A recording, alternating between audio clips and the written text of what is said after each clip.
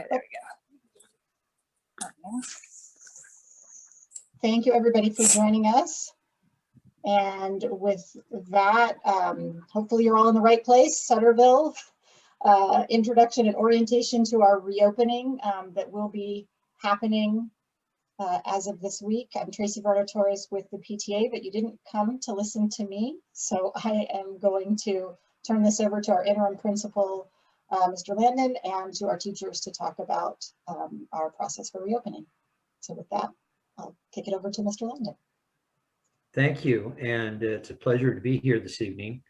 I'm glad that we've been able to put together a pretty cohesive entering, exiting, and all the things that go along with that for our children that are going to be here by Thursday. And I have a team of teachers that have volunteered to take a section of what we are presenting tonight and roll it out. After the rollout of about 4 sections, I believe, we will take some questions. And I think the questions that I've seen, they will pretty much be answered by the presentations, but that doesn't mean we won't answer. We'll take questions later on. So anyhow, let's go ahead and Dana, are you starting first? Yeah, I'll start. All right, so good evening, everybody. Tonight we have 4 documents that we're going to share with you guys, and I'm going to share my screen and show you where you can find these documents. Okay, so every teacher has agreed to put them in their Google Classroom so that if you want to see them, you know where to find them. All right, so here is my classroom page. Or they might be, I mean, based on the teacher, they might be in different areas, but I labeled them Safety Procedures and Plans 2021, Return to School. There are 5 documents. We're not going over the recess one, but you guys can look at it if you want. So the first one, the one I'm going to share tonight, is just kind of a basic plan. This is meant to go through it with the students, let them know kind of what our expectations are, and for you guys to be on the know too, so that if they have questions at home or don't forget or just have additional questions, you guys can share this document with them and maybe answer some questions or even go through it with them before Thursday if you feel like it might be comfortable to do that. So these are directly taken from the district handbook, which is like a zillion pages long. So I just kind of put it in a 1-pager. And as you can see, we've got when students are going to come on campus, they're going to be screened with temperature checks and kind of like a visual. So all students and staff entering school site must be screened for illnesses, includes a temperature check and review of signs of symptoms of the illness. If a student has a sign of illness, the student must be sent home immediately with instructions for when they can return to school. Until then, though, the student will be isolated in a care area on site until the parent or emergency contact can be reached. And as of today, I believe our care area is the library. I can also additionally share that the district is trying to provide a medical professional at every site. However, due to all the vaccination clinics, it's really difficult. They've tried to consult with an outside agency to get someone at every site. If they can do that, they will do that. But if they can't, I guess there might be a couple roving medical professionals. So we'll have to kind of see how that plays out over the next couple of weeks. All humans need to wear face coverings, and that is specifically covering the nose and the mouth.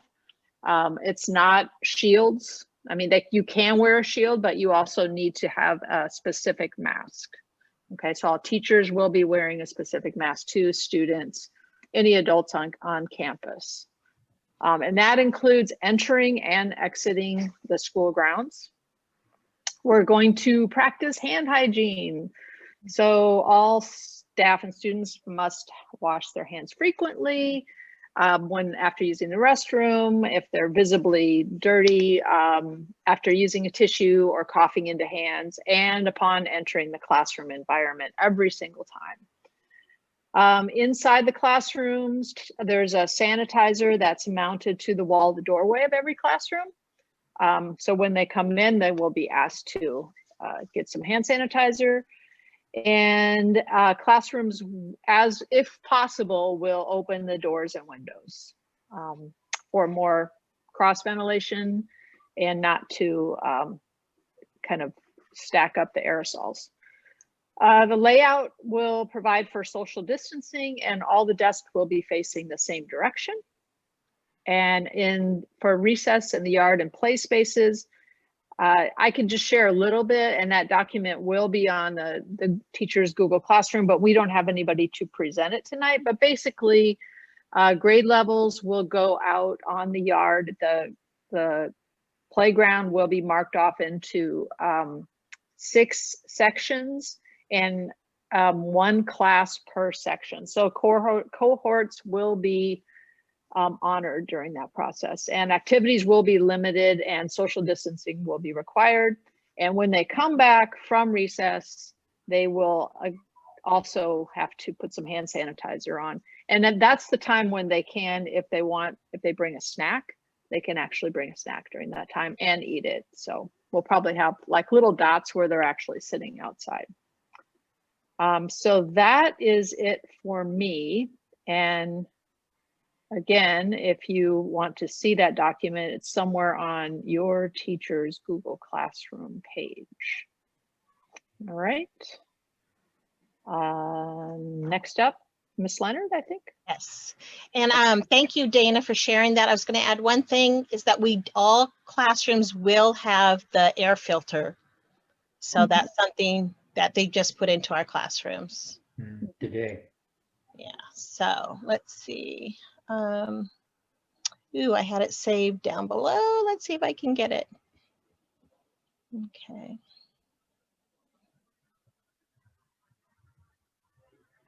See if this works. Can you guys see this or no? Not yet. I'm gonna have to go in through another way. Can you guys see this? Yes. Okay, good. I always ask the children, can you see it? So this is our entrance plan, and I want to emphasize that this is a living document. Similar to our Constitution, it is subject to change. In fact, Tara and I were on the phone shortly before our meeting started, adding a few things to it. And so we have the cars that, if you're coming from like Fruit Ridge, so cars approach from Sutterville northbound on Monterey from Fruit Ridge, there's going to be a long line probably. That's what we're anticipating, especially when we're all back on campus. So you just have to have a lot of patience that day, every day. And then one thing that we really want to emphasize is that adults must remain in the vehicle. And so many of us are parents too. And so we know that we want to get out, walk with our kids, and especially it's something new. They haven't been in school for a year, but that is our district rule, that the parents must remain in the vehicle. But there will be 2 drop-off stations. And if you look down here at the map, let me move this up.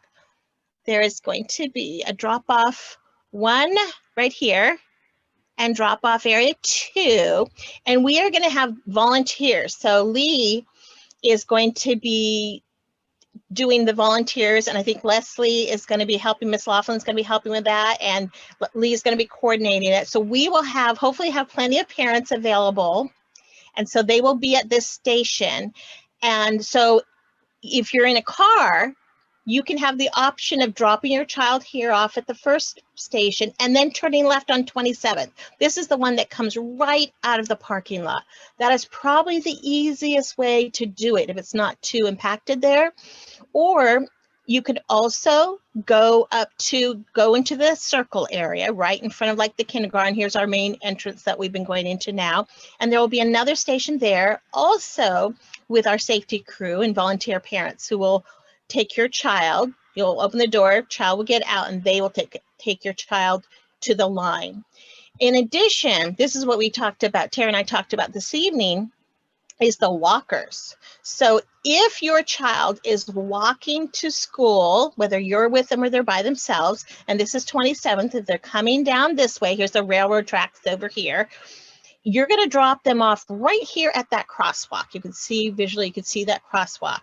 This is our walker's corner, and we're going to have a parent, maybe more than one, we'll see, who's going to take your child and walk them across the street and then have them go into line. So the parents are not to be coming across the line, and we're not trying to keep you away from our school, our children. This is just all about safety and protocol and health concerns. And if you're a walker coming down Monterey, you're going to come down here and you'll drop them off at the first station. And then we will have somebody escort your child to the line. So you're either going to stop here at station 1 or over here at the walker's corner, and then a parent will walk them across the street. So that's what we added that is not on here yet. So we'll have to update this living document. Let's see. So look for a safety squad member, and they're going to be wearing bright safety vests. They're also, this is really important, they're also going to have badges to identify themselves. And then they'll tell you whether to stop. The real issue is we can't tell parents where to go. We can just kind of suggest that you turn this way or keep going straight. So parents who picked up their child at the parking lot, for example, in the past, we just, again, have to have lots of patience for this. And then first through 6th grade students will arrive between 8:50 and 9. So you can just line up and wait, till somebody comes and gets your child and opens the door and gets them out for you, or you open the door, we do.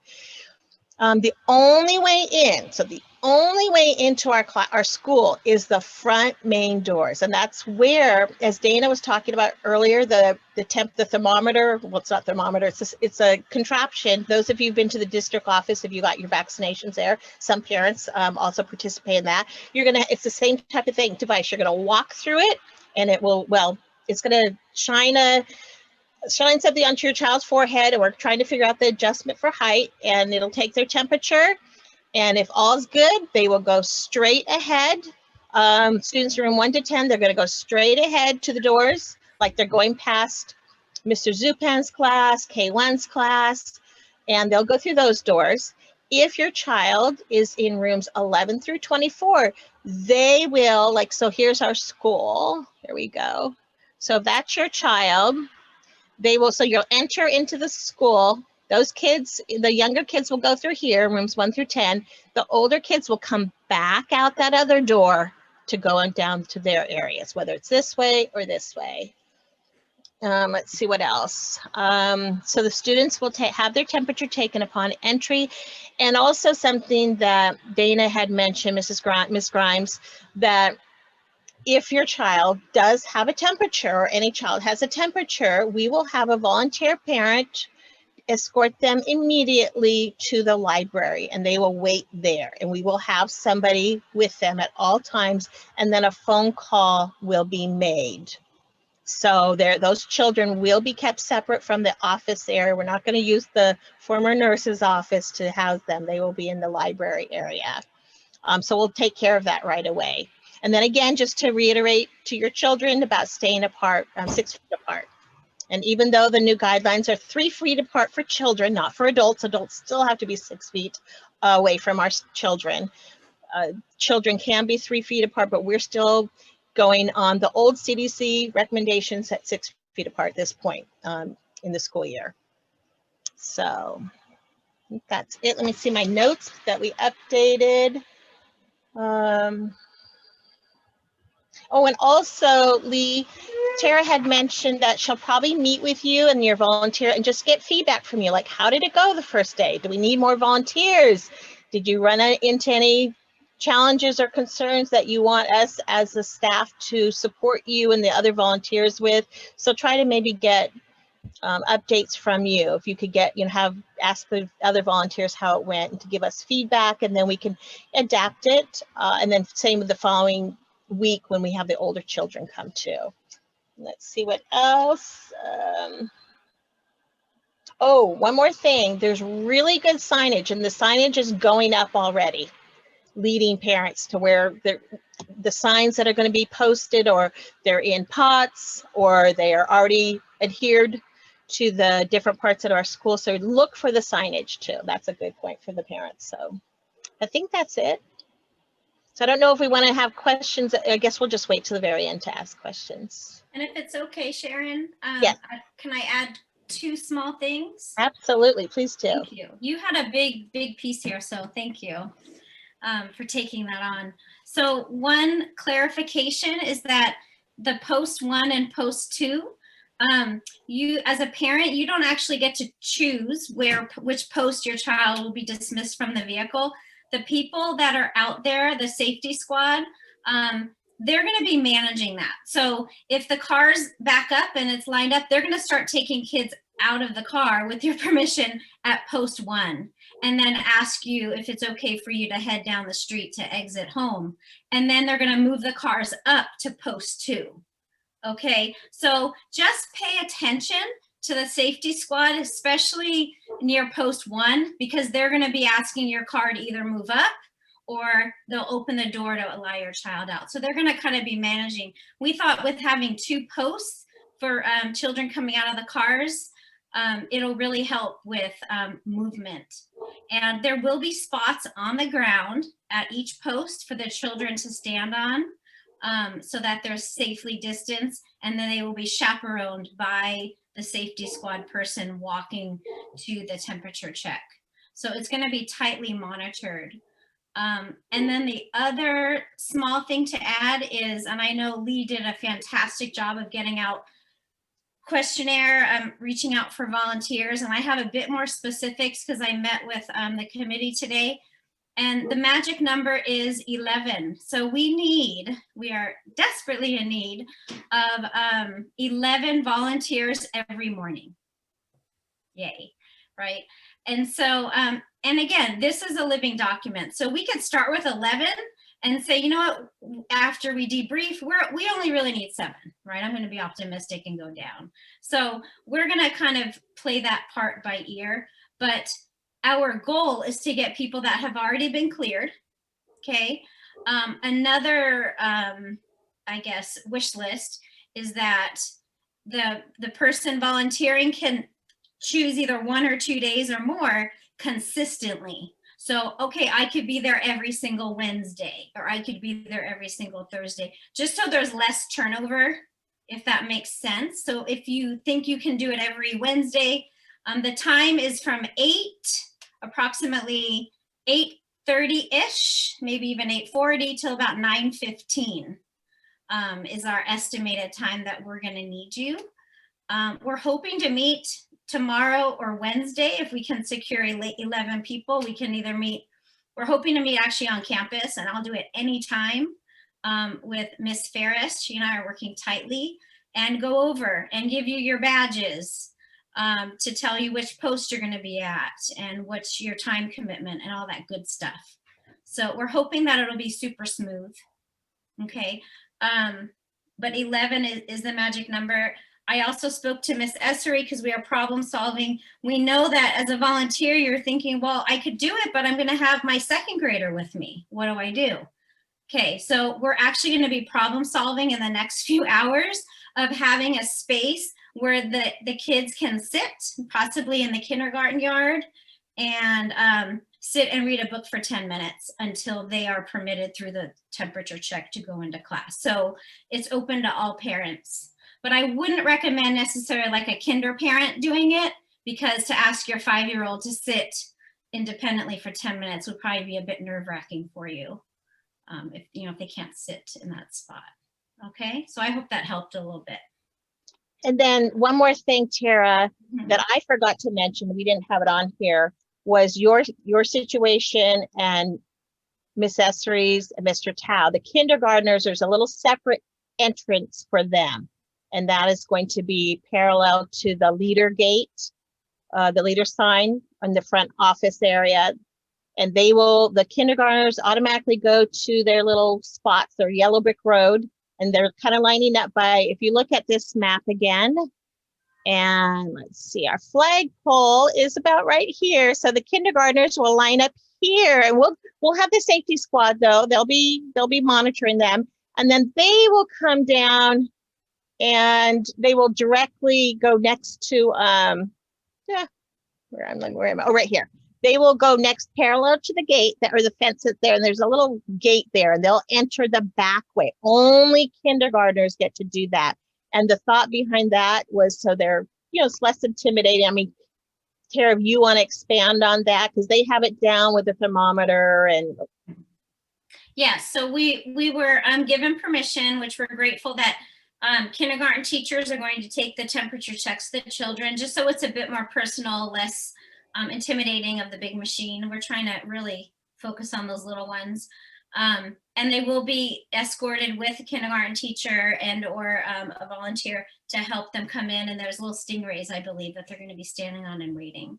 We did say their kindergarten day starts at 9:15 because we're trying to shelter them a little bit from that mad rush of a crowd. But we also know that parents have older kids. Right. So what I've suggested to several parents who messaged me about that was, you know what, come to school a little before 9, right? As close to 9 feels comfortable. And then we're going to be out there and we're going to take that kindergartner. Technically it's 15 minutes prior to the bell ringing anyways. So 9 o'clock, right, is the technical time we can take them, but we're just going to be out there. Again, we want it to be kind of an easier start for them. That way you can get one child settled and then your little one settled. Did I answer your question? That sounds good. Okay. Thanks, Tara. Thank you. Okay. Oh, we're getting lots of questions I see about bikers and where they go. Good point. That was another one of our areas. And I don't know the answer, so I'm hoping. Well, we did say that they're going to park their bikes in the, lock them up, and then they're going to come around back to the front of the school and get in line with the rest of the school. So thank you. I bet that was Miss Wong. Was that you? Because you have bikers in your family. I love it. Yep. That's awesome.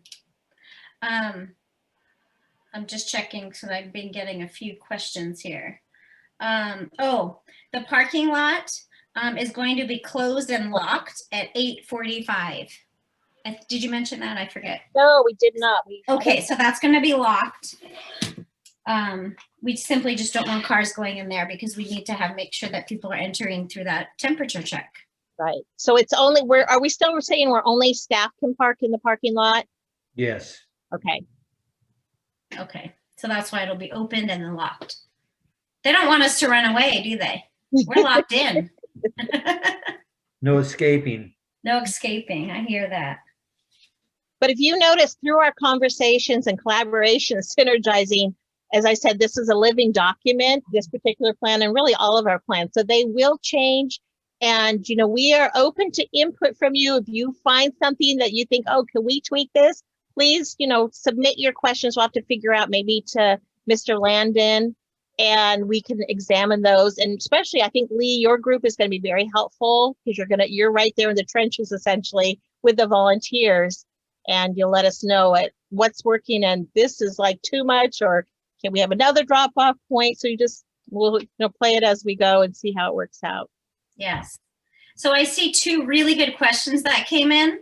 Alicia's question is, if she has 2 children, one is, second grader, another one is kinder. So what happens is when you're at the post, you're going to have to let the safety squad know I also have a kindergartner.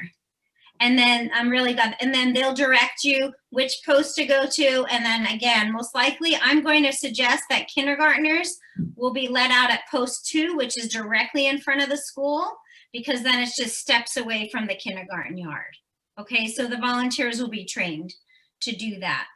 But make sure you're communicating, and I'll let the volunteers know to be aware to that. And the other question from Alexandra is, where do volunteers park? Good point. Question. I'm going to suggest the street parking down one of the side streets. I know it's a little bit of a stroll. What do you guys think? I think that's a good plan. Because if we start letting volunteers, as much as we love and appreciate all our volunteers, letting them into the parking lot, or if they're late, it's just going to probably cause some friction with other parents. So if you just say all parents have to park on the street, if you wouldn't mind, we'd appreciate that. Sounds good. Do we, Tara, I don't know if you have any interest in this, having some, you know how our volunteers have badges, our safety squad.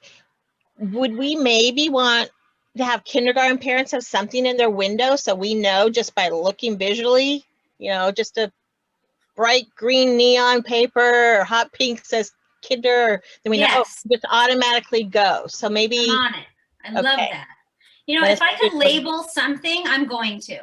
okay, So yeah, that's my love language. So yes, I will make something cute and bright for the windshields. And that way it'll just be that quick.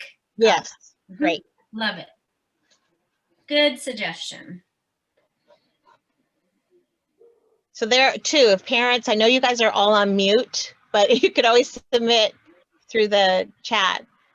Some of your, if you guys come up with some ideas on the spot too, we'd love it too. Yeah, so just a reminder to parents, please use the chat and direct your questions, if you can, to Lee Brown. She's collecting questions that we have. And I know some people submitted questions before tonight when you registered. I think many of those have been addressed, but we'll have a couple of minutes, probably more than a couple of minutes, to go over some Q&A once the teachers and Mr. Landon are done with all of their presentation. So I think next it is restroom, if we want to go to Tara. Yes, my glamorous job of being on the restroom committee.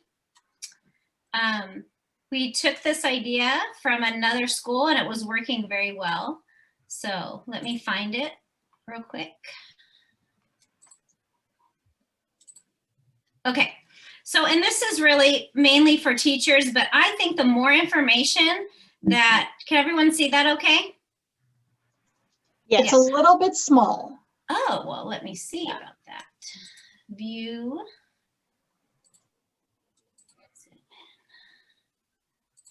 This might be obnoxious. Oh no, that's good, right? Better? Yeah, it's good.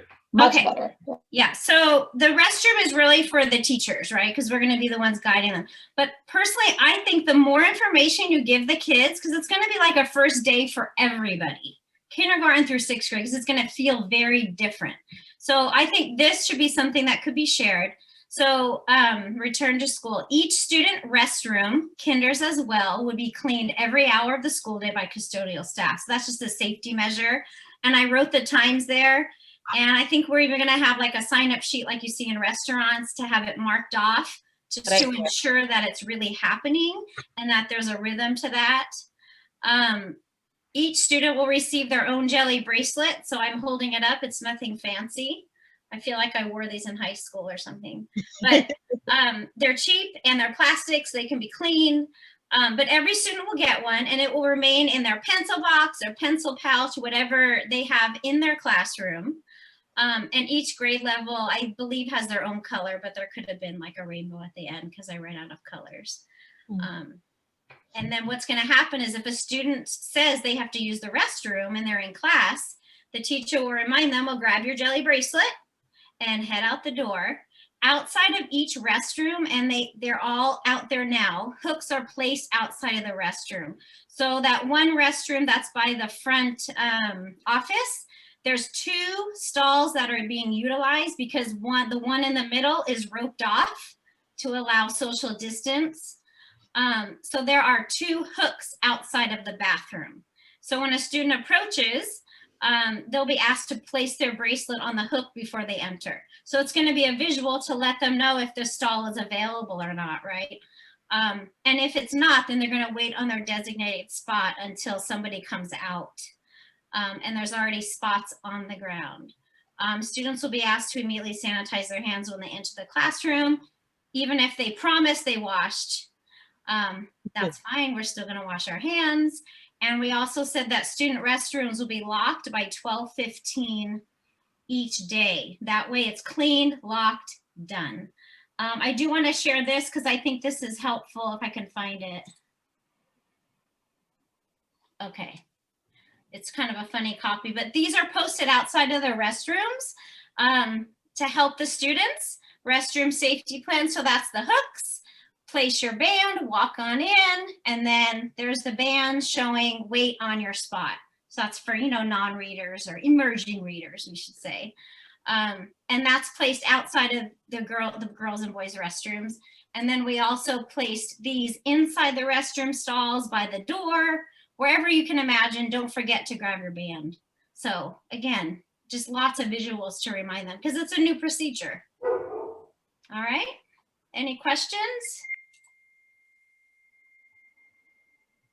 Looks good, Tara. Thank you. Sure. Okay, Sarah, you're Am I up. next. Okay. I get to present the exit plan. So let me get this pulled up. Make this a little bigger for you. Okay, so our exit plan, we are actually exiting at a different place than we enter. And one reason why is just for space purposes. So this is a little different map than what Miss Leonard showed you. So this is the 4th R building here. Monterey is out here. So just to give you an idea.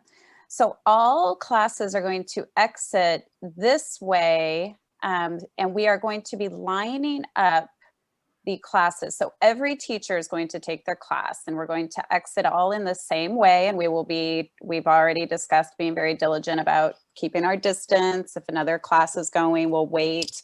And we will exit here, and the lunches are going to be passed out on this side of the preschool building for those students who are wanting lunches. Now, I do want to let you know that we heard from Miss Cheryl in the cafeteria today, and she might possibly be coming up with a different plan where lunches might be able to be delivered to the classroom, so we could avoid this. So we're going to be flexible with this right now. But as of now, if students are getting lunches, they will be passed out here, just kind of a grab your bag and go. And each teacher will walk their class out to the cones. We have a cone out here along in the grass area, starting right out next to the, I will never stop calling it 4th R building, the 4th R building, all the way around to the baseball backstop. We do have the older kids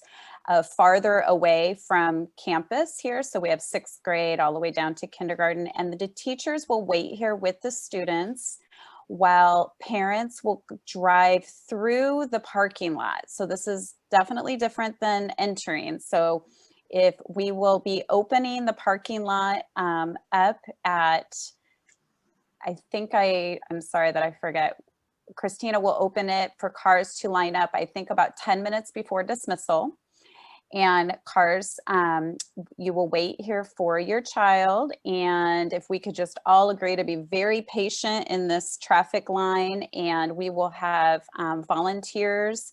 We will have a teacher who has volunteered to be here, who is not a classroom teacher, to help direct traffic at the end of the parking lot. This will be the only place students we will exit. The back gate will not be open, and the front exit will not be allowed during this time.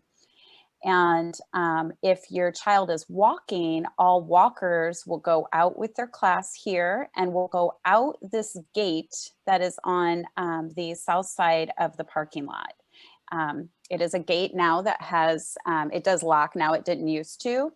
We will have another non-classroom teacher who will be there each day. There is a sign now that says, please wait out here. And if you are walking and picking up your child, if you could just wait outside here, and your child will make their way to you. We figured this way we were able to keep an eye on all of our kids who are either getting picked up by car or who are walking. So this was our best way to do that. There's just not enough space in the front of the school for us all to go at once, and for us to kind of keep an eye on everybody. It seemed to be the safest place for exit to happen. And again, just like every other plan, as we see what fits and what works best, we may make some little tweaks as we go, but for now, this is what what our team has kind of felt would be best. So in the parking lot, there are 2 rows, 2 big arrows. If we could keep the one closest to the grass as the pickup line. And then if you happen to be picking up your child, you know, if you're picking up a 6th grader and they get in the car here, you can use that inside row, but just, you know, keeping everything. We just want to, safety is just key, including with traffic. And I think patience is really going to have to be key, especially that second week when intermediate classes come on campus, and we're going to have, you know, twice as many cars. Just, I think patience from everybody is going to be really helpful. So that is, let me make sure I didn't. So all teachers will walk their classes. Teachers, please pick you at 12. We want pickup should be done by 12:15. So this should, teachers will be waiting until 12:15. So, and then, yeah, I think I got with everything. So are there questions about exit? Questions for exit? I had one question. Yes. Because we have this happen, if a parent is running late and they're not there by 12:15, where are we going to keep the students? Usually we used to take them to the office and the parents would have to come in and pick them up. What is our plan for that? So that is still the plan. I mean, we don't want to advertise that too heavily because, you know, we don't want, you know, parents just to think that it's okay for the students to be. So I talked to Mr. Landon today about that. And so, you know, we would really hope to keep that limited because, you know, as we have, because many students, we don't want them gathering in the lobby. So teachers will take them at 12:15 and they will immediately need to be picked up. So a parent will be called and yes, they will need to be picked up. So Thank you. that was discussed quite a bit today. So a question just came in here about kindergarten dismissal, right? So Right. Kindergarten, again, we're trying to shelter them a little bit and have dismissal also at a little bit different time, so I'm not experiencing the mad rush. So dismissal's at 11:45. Is it in this? It's in the same place though, correct? Because there are 2. We put 2. There are 2 Ks because we labeled with chalk, and you guys will have a cone. They're the closest to campus, so you guys have the farthest or the least amount to travel. Perfect. So the parent was saying, so if she has a kindergartner and a 2nd grader, she gets her kindergartner first and then travels to the next location to get the 2nd grader. Am I saying it right? Because 45 and then 12. So I mean, it's all in the same location. Yeah. She could just sit there, I would assume, until they. Right. And I was also explaining that when we're teaching, it's the 2.5 hours. So 11:45 is when Zoom is done, if that makes sense. And then we're going to gather our things and walk out. So it's really going to be probably closer to like 11:50. So, you know, okay. Ms. Ferris, I have a question from a parent about bikers. Do they get their bike and then walk out like they're a walker? Okay, so the bike situation has been interesting. I've actually, I really want to, I understand that, you know, we need that definite answer. And I want everyone to understand, first off, I have heard of other schools, they're not even allowed to ride their bikes. They just are not even doing the bike situation. So we had a couple different options today. One was to put the bike rack literally out front and the bike gets locked up out front. So that students aren't coming onto campus at all because they're really not allowed on campus until they go through that screener. And we discussed that. We also discussed that they bring their bike right through the front doors, walk their bikes, get their screened, and then there's going to be a volunteer out by the bike rack that will be to lock those up. I am going to apologize that I don't have a definite answer for that as the exit committee. Mr. Landon, I don't know if that's something you want. We can finalize tomorrow and let everybody know. Let's finalize that tomorrow and make sure that we have all the safety practices in line. I will make one suggestion. I'm sorry, I don't mean to interrupt you, Mr. Landon, that if your child is a bike rider, I would maybe make sure they have a lock in case we decide that it needs to go out front. And we were thinking right in front of the gate, right by the cafeteria. So it's up against the campus, but they don't have to enter campus to lock up their bike. So I would say, just in preparation, if your child is a bike rider, make sure they have a like, just so you're not scrambling at the last minute. Oh, we need to get a lock. Just maybe that's something you get between now and in the next couple of days, if they're going to be riding their bike, in case we realize we do have to have them outside with their bikes, outside of campus is what I'm saying.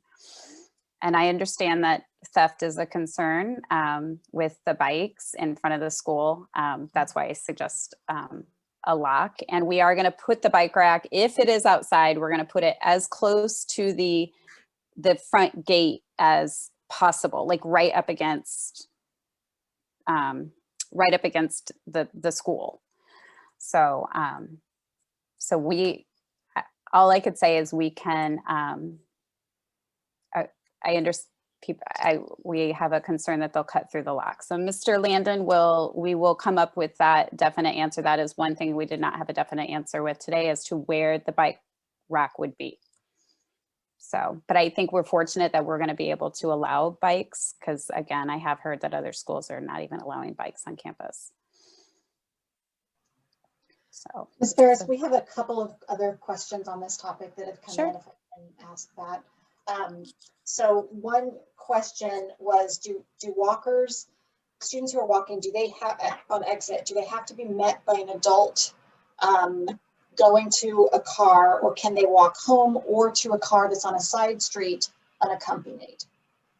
yeah, sure. They can, they once they leave campus, they can go, we have them until they leave campus, but sure, if they, obviously if they know to be safe and know where to go, once they leave campus and exit those gates, wherever parents are directing them to go. If parents are having them meet them somewhere, I would definitely suggest staying away from where the parking lot is.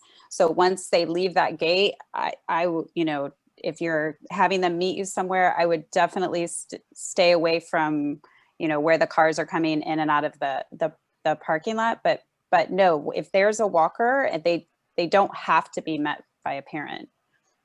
Okay, and can you clarify, there was a question about for students who are walking and are exiting that gate, can you clarify, you do not want parents congregating on the sidewalk outside of the gate, is that correct? Correct, and we're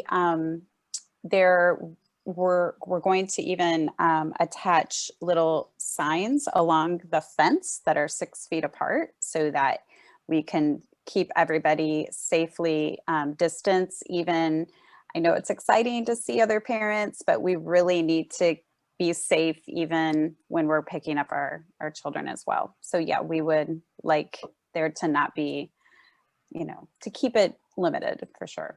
So. Okay.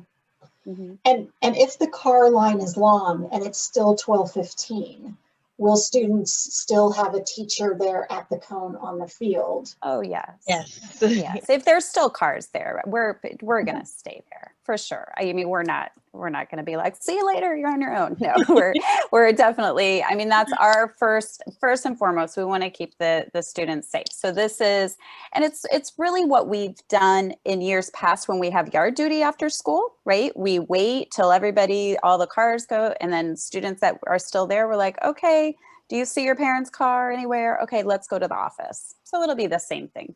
It's just all the teachers are on deck after school. So. Okay. I think Lee might have had a few questions come into her too. So I had some of the same ones about parents meeting walkers and such. Mm-hmm. But one just came through that I thought was a really interesting point and a good question about siblings, and whether since the parents can't be on campus to meet the child, can an older sibling go pick up a younger sibling and then walk them like from the line? I know the teacher will walk the classes out to the field, but then if they are then walking out together, can the third grader go get the kindergartner from line and walk with them? Or how do you have an answer, I guess, for that scenario? I think there's going to be an endless number of scenarios that are going to happen. And, you know, if say there's a 6th grade student who, you know, is like, hey, Miss Kennan, my little sister's over in kindergarten, you know, they're either, my suggestion is meet at the Walker gate, right? So, but I understand if it's a kindergarten, but the kindergartner is going to be waiting there. The 6th grade class is going to be walking by. So when I show you let me show you the map again. When you look at this, all the students are walking out here. It's going to be kindergarten, 1st, 2nd, 3rd, 4th, 5th, 6th. So the older kids are going to walk by the younger kids. So, you know, we're all flexible. We know, oh, there's my little sister, Miss Nye, can I take my, can I take my sister? You know, Miss Nye's gonna, okay, sure.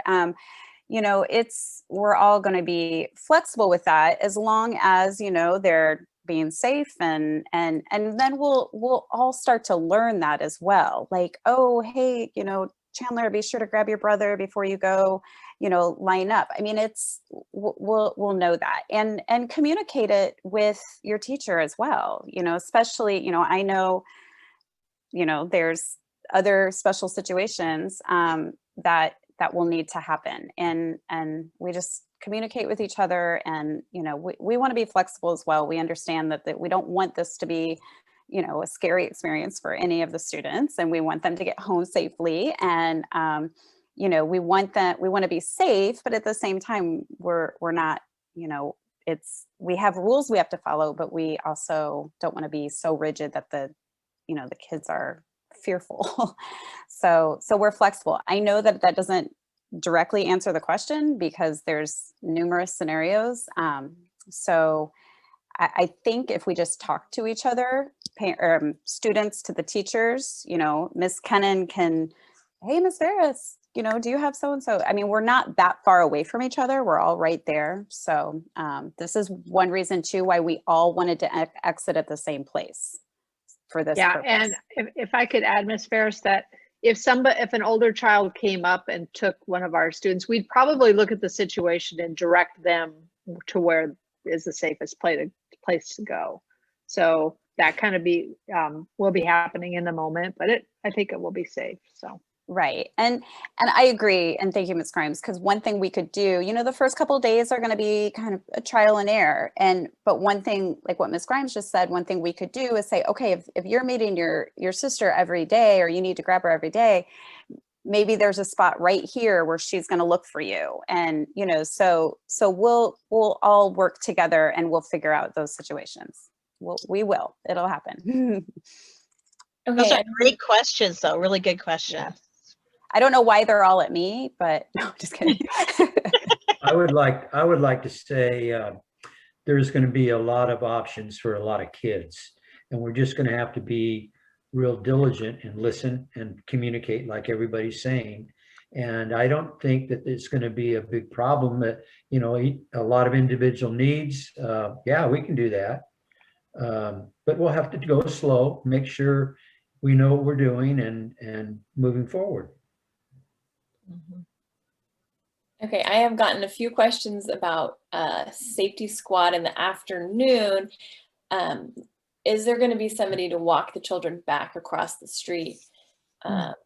Question.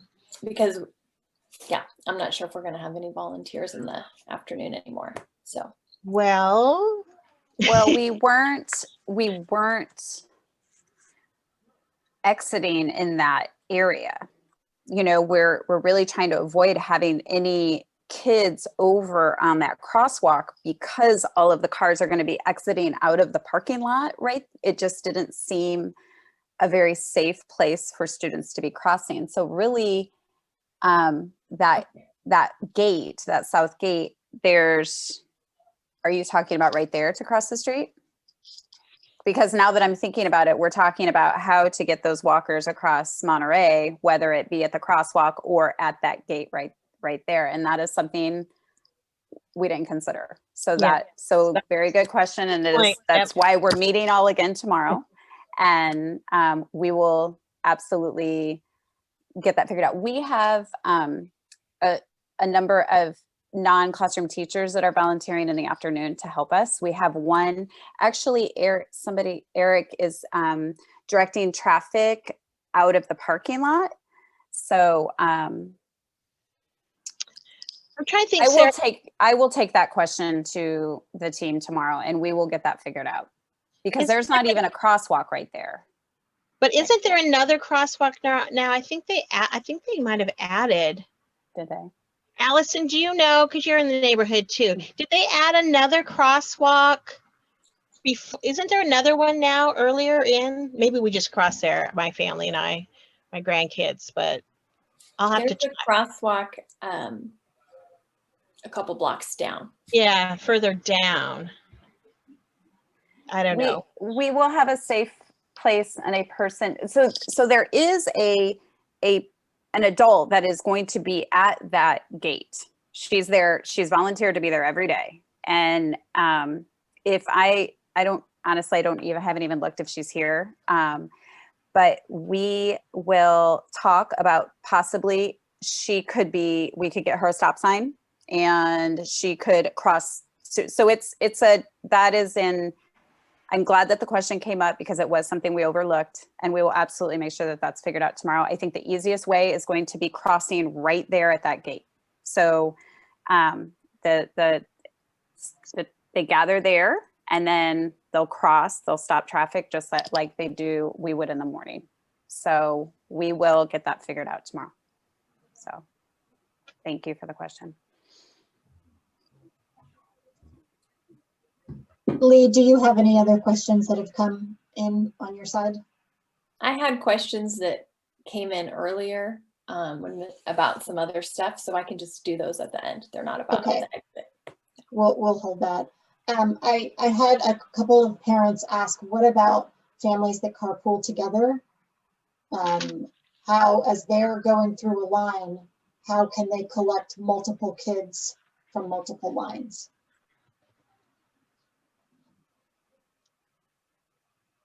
So wouldn't it be the same if you had siblings? I mean, see the car and then you go. I think the kids need to know. The kids need to know, the car. Teacher. We're going to have so many adults right there as cars pull up. Hey, who are you picking up? I think it's going to be very important for whoever's picking up to know which class the kids are in, who they're picking up. So that if I'm as a car of cars right in front of my class, I'm like, oh, who are you here to pick up?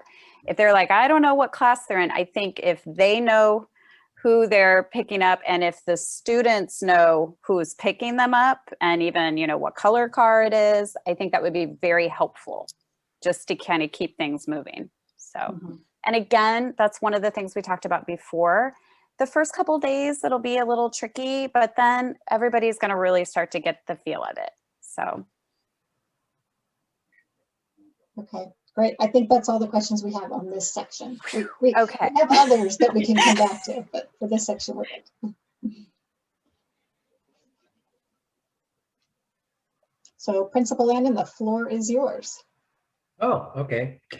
Today, I'm sure people are wondering about 4th R and the new regime that's coming in called the Chinese Community Service. I believe that's the correct name. I have worked with them before when I was a principal at Harkness Elementary, and they're a good organization. However, I understand that you've had 4th R for many years, and you know what you like what you know. I was in a meeting this morning and notified that we will have 30 slots for A and 30 slots for B cohorts. They are going to be going over, going over the records and whatever they're going to be doing, and they will be contacting parents That's what I was told. And it could be as early as next Monday. They said that's kind of a little bit of a guesstimation. So if it goes a little bit longer, be patient. But there will be some facilities there for after school, and more news will be coming forth soon, real soon. And as soon as I get it, I will share it with the parents. Did they give you a time as far as how late they're going to be open? None of that was discussed. Okay. Just basically what I discussed just now. So they said there would be more news coming this week. And if that's true, then we will share that as soon as we get it. Okay. Thank you. You're welcome. Thank you for that update. I know that many parents are wondering about that. Do we have any questions that have come in just on that? I don't see any on my side. Okay, I do see one question. I don't know, Principal Lannon, if you know, for the 30 slots, are those going to be fee-based slots, like tuition paid slots that parents would pay, or? From what I understand, the district is funding the Chinese community, and they will take a look at the community as it needs it in terms of the parents that are not quite able to do what they would like to do. They did not discuss anything about paid slots. And I will ask that question when I get a hold. I'll call the lady tomorrow and ask that question. Let me write it down. Yeah, because I did talk to the committee that came through this morning. And one of my concerns as a parent whose all 3 children went through 4th R and definitely needed it. And I initially started out as a parent whose children qualified, even though as a full-time teacher, qualified for free or reduced lunch. Mm-hmm. And then as I stayed in the district a little longer, started to make more money, and then they didn't qualify. I still needed 4th R though. And so my concern is if they are reaching out to only the parents who qualify based on a financial need, but maybe I wasn't working at the time, and so I didn't really need 4th R, but they're offering it to me to watch my kids because I qualify based on my income. I mean, that was my concern, because I explained to them this morning, I said, we have parents who want to and are able to pay and who need childcare. So is it going to be open for those families too? And I think though the targeted population is somebody like when I first started teaching, went back into teaching, that somebody so who financially needed 4th R, so or daycare. They also said they have to get a daycare license for every single site that they're going to be at. So that's something they're going to have to procure first, is my understanding, before we open the child care program. But I don't know, it's kind of a sensitive issue because we have parents at our school who work for 4th R, and it was just the way it was handled. So I don't know how the Sacramento Chinese Center is opening it up to parents. I mean, it seems like they're choosing who is eligible, and our parents want to know, can my child participate? Sure, I'm willing to sure. pay. And so it's very calming. It's very I should say it's just very different than what Sutterville's had in the past. We've never had any subsidized programs per se at our school site. And so there's definitely parents in need of childcare after school.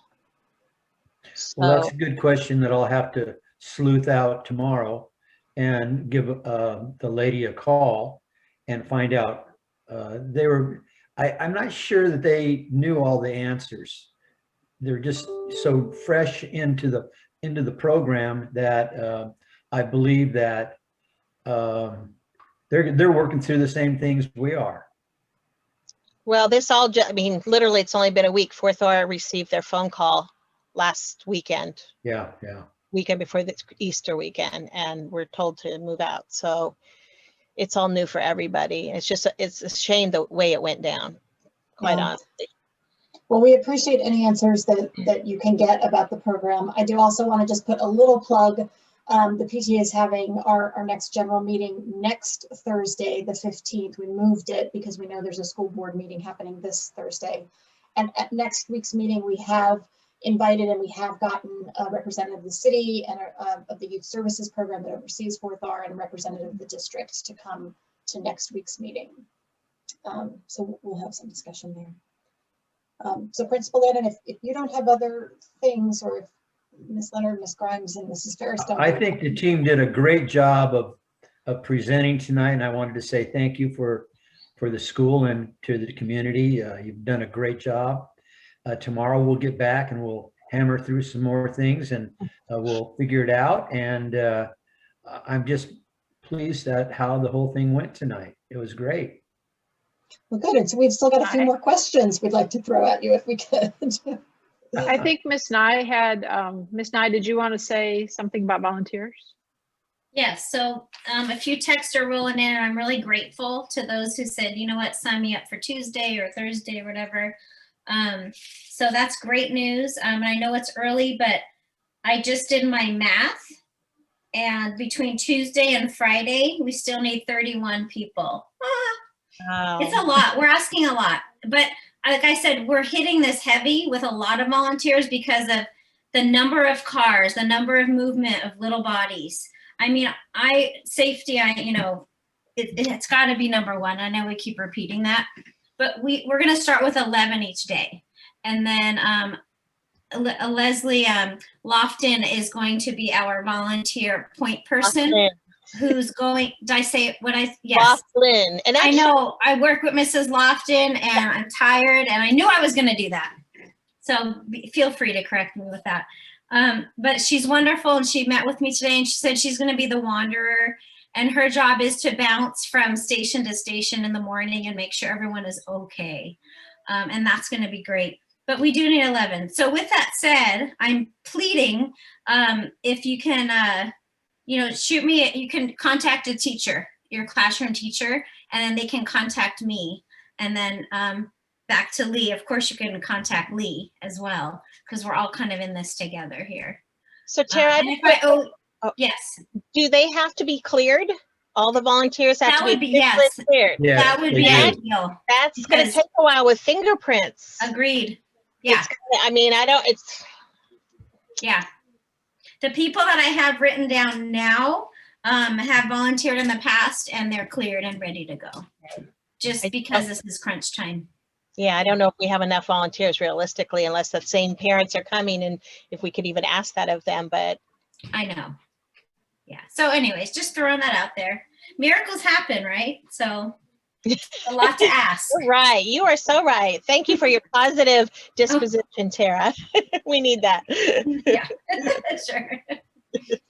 So if you didn't just see it, Lee dropped the link to the Sign Up Genius in the chat here. It also is in the latest, I think it was in the one that went out today, the latest PTA e-newsletter, or as Mrs. Nye said, just let your classroom teacher know if you can volunteer. And again, on behalf of the PTA, we encourage people who are already cleared to do that so that there's no delay. And while it is not a requirement, we would suggest that if you are vaccinated, that would put you in a better category to be volunteering than if you're not. I just had a question that it's a good question. What if a child is late due to the temperature check line? Will it be counted against them on attendance? Absolutely not. Yeah, No. So no worries about any of that. Well, you get there when you get there, and we're so happy that you got there. One thing on that, and Ms. Leonard, I apologize if you covered this. So all the students need to go directly to their classrooms. So all the teachers will be in the classrooms waiting for them. I know they're so used to lining up out on the yeah, that's a good point. Playground, but that's why we needed so many volunteers, because none of the teachers will be out front, because we'll all be waiting in the classrooms for the students to come to us. So just wanted to make sure that and if you could even and you know, I'm sure all the teachers will be letting students know that too, but you as parents could say, okay, as soon as you be sure to go straight to your classroom. So no playing on that playground. And we had talked about, I don't know how, I can't remember how we resolved the issue. We had talked about maybe having parents be volunteers to take them down the hallway, or did that get, they said we couldn't have the parents? No. We're going to have two parents, two volunteers at each doorway, whether they're leaving. Once they get their temperature taken, there'll be two parents over in the doors where the intermediate classes go, and they'll be directing them that way. And then two out by the garden to direct the students where they need to go into those classrooms. And I just figured, you know, teachers will be kind of straddling, like, here, come here, and then watching the kids inside, kind of doing our, you know, our magic there. So. So we have a couple of questions about sort of supplies, and one question is, do students need to bring computers, or will students come to campus, and is there a computer for every student who's coming onto campus? They are not supposed to. If you're K-3, every classroom is supposed to have a Chromebook cart. So kids would have their at-home computer and in the classroom computer, okay? 4 through 6, they do bring their computer back and forth.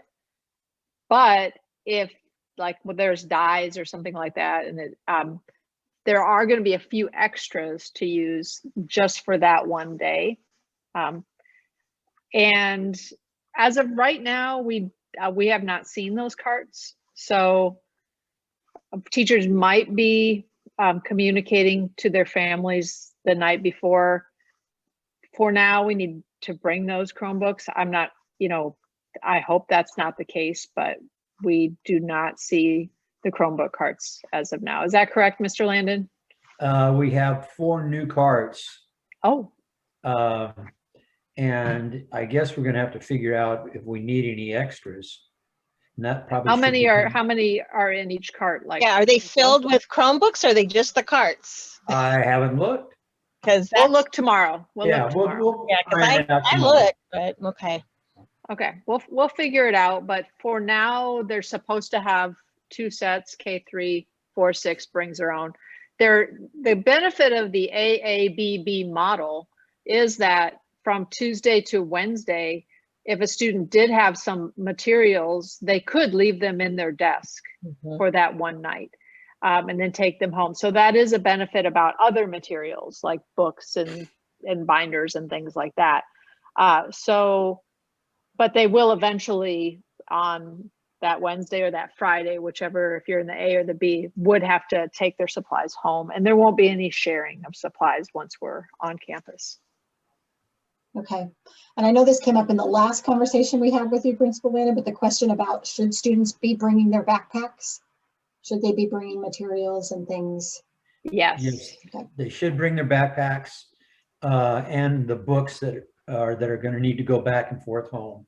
Yes. I would like to make a suggestion that if you could all do it, the backpacks that have wheels on them makes it a whole lot easier for especially the little guys, and they just wheel it like a little wagon back into their classroom. So yes, they will need backpacks.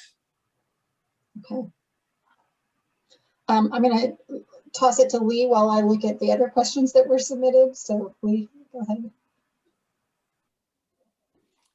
I have several here. But first, back to the childcare. A couple questions about it. Will there be childcare before school available through this program? And is it just for, are you only allotted a spot for your in-person days?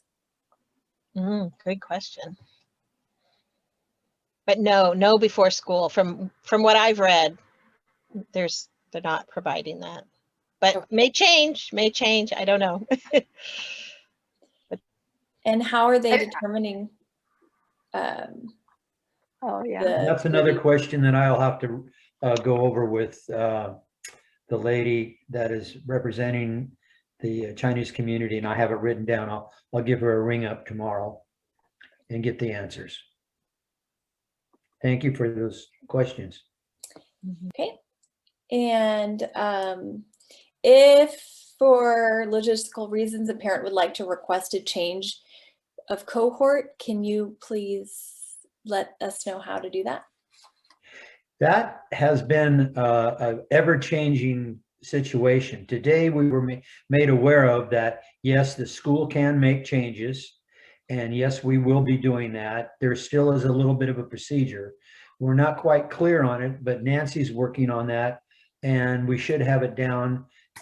We have several parents that have emailed us, and we're taking anybody that comes in, and if we can at all manage to do that, we are making the changes.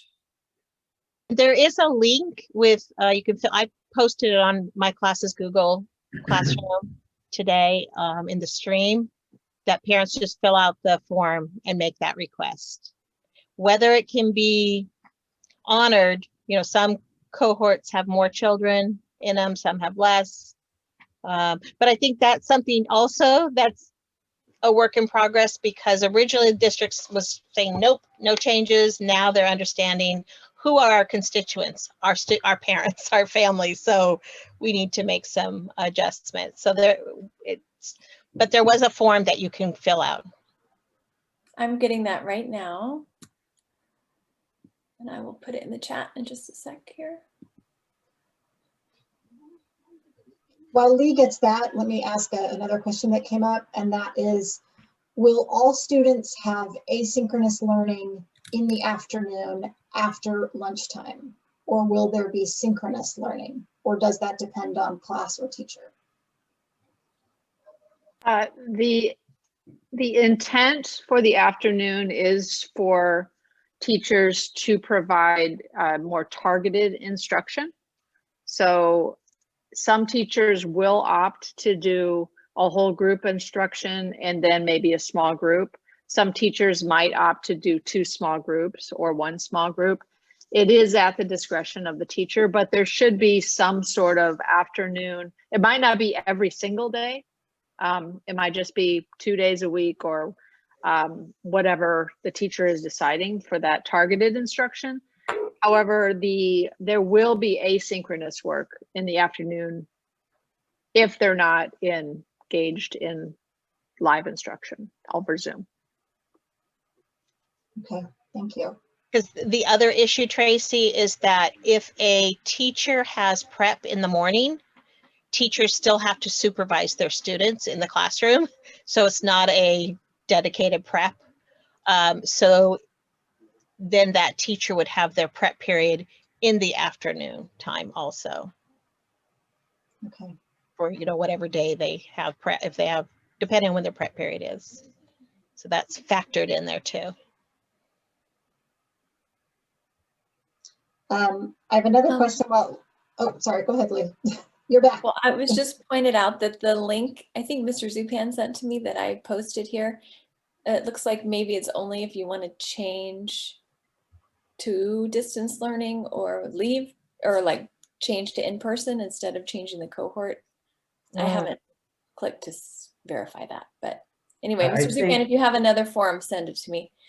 And then I had a couple just sort of not necessarily, well, one question and then some just suggestions about things to look for. So I don't know if you guys would like to hear some of that. First, I'll do the question about the bathroom. There was a question about the bands. Will those be on during the recess time, Mrs. Nye? Yes. Yes, they will be asked to wear at recess. That way they're available to them. Yep. Okay. And I had many questions about the back gate for drop off and pickup. And that is absolutely, even though it would cut down on traffic, not a possibility. You're muted, Miss Ferris, sorry. Yeah, no, we have decided to close off that gate. If you are familiar with that area back there, it's very small, very small. The neighbors always aren't even crazy about kids. You know, there's just really no way for us to monitor, and we needed to have one area to go. So I understand there's pros to it, but we did decide that that would be closed off. And something about kids that bike to school or walk is that sometimes their temperature could be elevated. So somebody was pointing out that maybe, I don't know, if your children are exercising on their way to school maybe they can get to the end of the line and cool down, but that sometimes that can elevate temperature, and to maybe not send them home immediately, but to do a second check when they get to the library or something like that. And Point, then, actually. That's a good idea. I think so. oh yeah, and so on that topic, one just came in about what temperature level sends them home. Do we have that number? Is there a magic number? There is. I don't know if it was in the big packet that we condensed to one page, so we'd have to look up. I did not see a specific on that, but we could find that out too. And Miss Nancy would know that answer. And Lee, you are correct, because now I'm actually reading what I posted for my parents. And it said that it's a learning group change request, but it is only about whether or not they want to be in distance learning or in person or distance learning. So it's not addressing the cohorts. I thought it was addressing, I had made that assumption. So you're correct. So thank you for even bringing that to our attention. So I don't know. So Mr. London, there's another Nancy, another thing we have to deal with. Nancy is working on that document. For some reason, it was like a rare as hen's teeth. And so I think she finally got it. And after several calls to the district, and we will have that probably tomorrow if it's not there already. Because this is the one that was sent out today from the district that we. The one that you're talking about? Yeah, the one that Or was the- sent out today from the district, because it's translated into different languages. It only addresses whether or not a parent wants their child switch from their learning mode, not learning group or cohort. It's about mode in person or distance learning, and then why they want to change, whether it's they missed filling it out, there's an error, health, student choice, other, and that's it. That's it. It's a very short Google Doc. Someone mentioned Well, we can do more research on that and Yeah. get back to. Looks We'll like get the it- Cal we'll principal get it is hammered doing out that tomorrow. manually. So Did okay, Tracy. So I have a very thoughtful question I want to read, because I don't want to get this wrong, from a parent who really took the time to send this in advance. So pardon me while I read this. With some children used to no distancing, some distancing within a pod, some distancing with everyone, i.e. no pods, no family, there will be a wide and deep difference in understanding the guidelines, wearing a mask, social distancing, etc. Some students will be used to being distanced, will now be potentially approached by classmates. Students not used to being distanced will now be unable to be near classmates. With a spectrum of distancing within families, how will anxiety in a school setting be addressed within the classroom, and what can parents do to help alleviate this kind of anxiety? Well, I think we're going to have to be on our toes to monitor the children and recognize if there is some sort of discrepancy, if you want to call it that, so that if the child is experiencing any of these that you spoke of, we're going to have to get right on it. And I think the teachers will be pretty much aware of what's going on in their classroom, as well as outside when they're coming in. So we're just going to have to play it as they come in. And so, I think it could really also help if parents just went over those general rules. I agree. And really just impressing that it's not, this is for everyone, and we do have to all follow the same rules. But, we can have conversations about how that might be different for everybody, and just to kind of let them know that maybe we understand what they're feeling. And I've got 2 pods in my classroom, and I know those guys are going to want to hang out. And so we'll just have to have some conversations about it. And if it's causing stress, as a teacher, I would hope that you would reach out to me. And if the child was my student and let me know. So maybe if you're seeing or hearing something at home, it'd really be helpful if you could let us know. Yeah. And then maybe even, I have not watched the recording when PTA did the mindfulness training. I think it was with Kaiser. That might be something we can refer to parents, the sitting still like a frog, because that's actually the mindfulness I do in my classroom is sitting still like a frog. It's a CD that we use. I'm old school, still the CD. And there's actually, I bought another book that there's things that they can do so parents might be able to supplement at home. Or there's so many apps, you know, the Calm app, there's a lot of kids apps that you can, parent could download for their child and maybe even do mindfulness before they even come to school, or visualization. I mean, and we also have Rachel, but she's not available to meet with the children one-on-one or in person, but she is somebody who's trying to support our children at our school site. So like what Dana said, let the teachers know if your child's experiencing any stress or anxiety, because I mean, teachers are experiencing it too. We're all parents are, you know, we're all going through it. So we empathize with each other, and it's just figuring out strategies that we could implement at home and in the classroom if necessary. And I know sorry. Ms. Essery wanted to get in on this, so I'm adding her in here. Thank you. I know for kinder that Tara, Mr. Tao and I, we're working on a leader list of what their expectations are when they come in the morning to talk about the behaviors. We're going to post it on our Google Classrooms tomorrow. But just, you know, I want to reiterate that communicate with us so we have a better understanding. I mean, we see the kids on the screen, but I've seen kids out in public and it's deer in the headlights when they actually see me in person. So, you know, if you have a child that you know is going to be shy, if you can help us know that before day one. And I think for the younger ones, that's kind of why we're doing what we're doing the first, you know, 2 days of each cohort with the shortened amount of time to help alleviate some of that anxiety that the kids might have, the anxiety and the excitement of, you know, and the difference of homeschool and being actually at school. So I think communication is going to be the big key, especially if you have, you know, somebody who is really shy or really reluctant. So I know for us, we're going to be posting what we have out on Google Classroom tomorrow, so parents can look at it and talk about it with their kids, because we've been doing a separate one for distance learning, but this one kind of talks what the expectation is when they're coming onto campus. And also, if they're a little nervous, you know, if you come by before, you know, the doors are closed, but you can see there's a spray paint pathway for the one group to look at to see where their 6 feet are. Oh, so this is where you guys are, you know, and kind of maybe make it a little field trip, you know, just out in front of school and get a little oriented with that, because the kindergartners have a yellow stingrays, AKA follow the yellow brick road, to the room.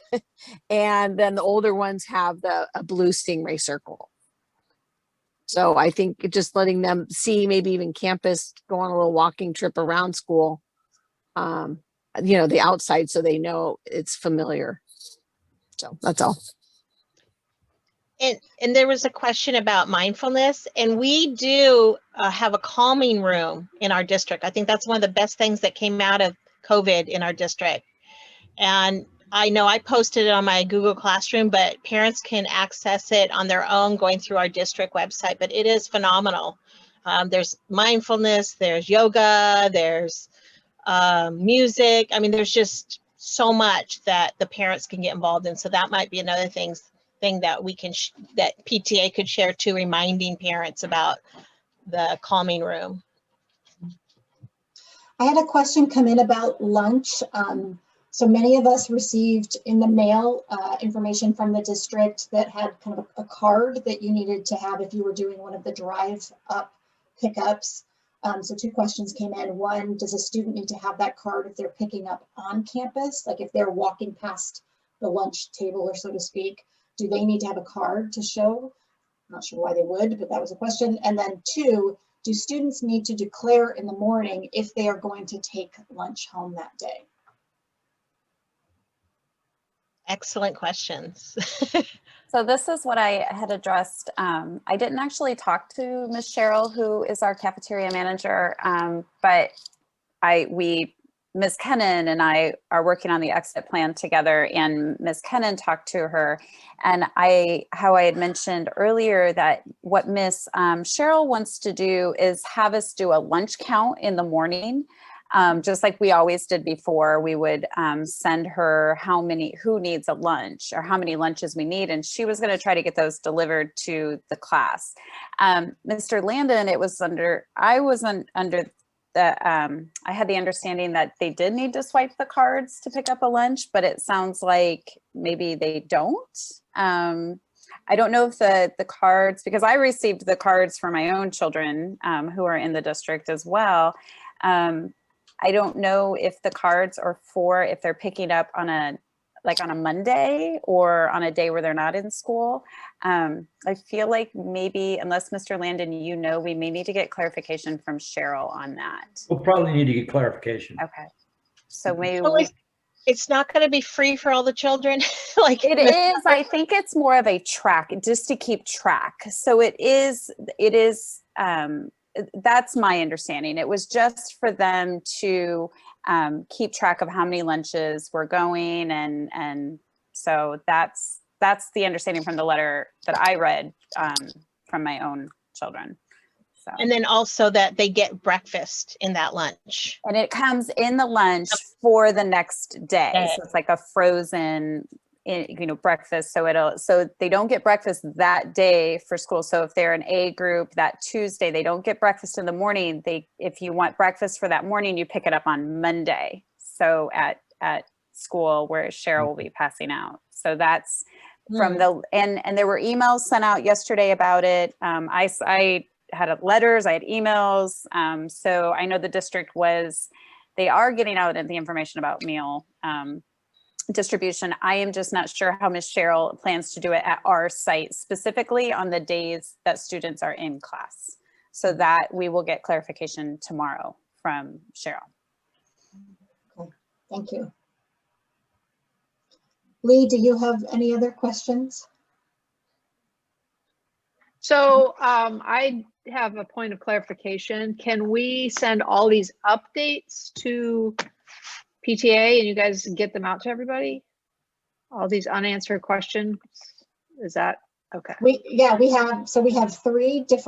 4 actually different ways that we can get information out to as many parents as possible. I cannot say that we get 100%, right? But so we have classroom reps for most of your classes. So that's duplicative to whatever you're posting, but a classroom rep might also repost something on a Shutterfly or send out in an email list. We have our e-newsletter. I will edit tonight's replay and we'll try to get this so we can get it out to people who are not able to come. We can use that to our e-news list. We can use that to be sending updates as things come.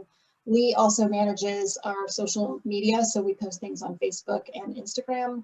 And then we do have a website, so we can post updates that come. So I'm not sure if some of the maps that you showed tonight, we could post up on our website so people could go there to see the maps, but that's a place we could post them, and it's a kind of durable site for people to go. And that's centervillepta.org in case people haven't been there yet. So I think staff will be responsible for sending one email of all of the unanswered questions then to Great. One of you guys. Perfect. Well, thank you to all the parents who are here tonight and Stingray families. I think we got most questions answered. We may not have gotten all that were submitted, so we apologize, but we are running a little bit long on time, so we want to give people a chance to get dinner and do some homework maybe and other things that they might need to do. Thank you to all of the teachers who are here. I think we actually have most of our teachers. I've only been looking at who's presenting, so those of you scrolling through the gallery saw a lot more names than I did. I want to thank Principal Landon, Ms. Leonard, Ms. Grimes, Mrs. Ferris, Mrs. Nye for all of the hard work that they're doing, and all of our teachers. I also just want to make a little plug for the parents who will be out there as volunteers. I just want to remind everyone, they are parent volunteers. They too are trying to get their kids to school, And, you know, we might try to have a little training with him tomorrow night before Wednesday, but please have some patience and grace. We know that you're going to have it with the teachers and the staff. Please have it with the parents who might be directing you in a spot where you need to drop your child off. And so I appreciate that. So with that, if there are no more closing comments from any of our teachers or our principal, I think we'll say good night and more information to come. Thank you, everyone. And just thank you for your support as parents and being here tonight. We appreciate your support. Thanks, everybody. Thank Thank you. you. Thank you. Okay, good night.